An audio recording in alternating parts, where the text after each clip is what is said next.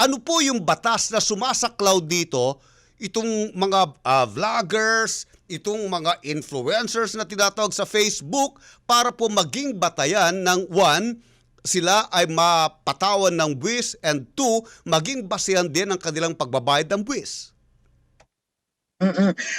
Under po sa ating tax code, no?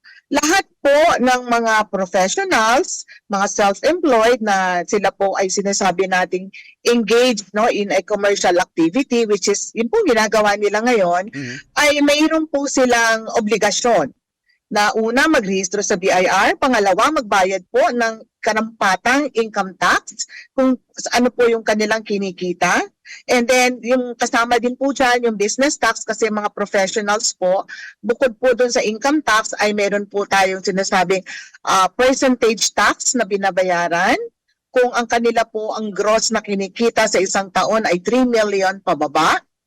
At kung more than 3 million naman po, ay sila po ay mako-covered ng value-added tax. So dalawa lang naman po yung pagpipilian dyan, depende po sa kanilang gross.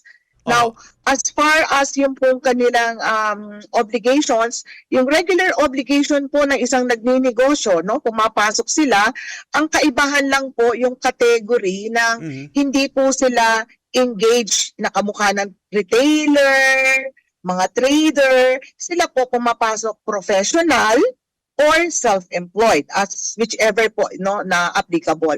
But as far as taxation, kasama po sila, kasama po ito sa grupo na to na pumapasok po sa pagiging subject to taxation.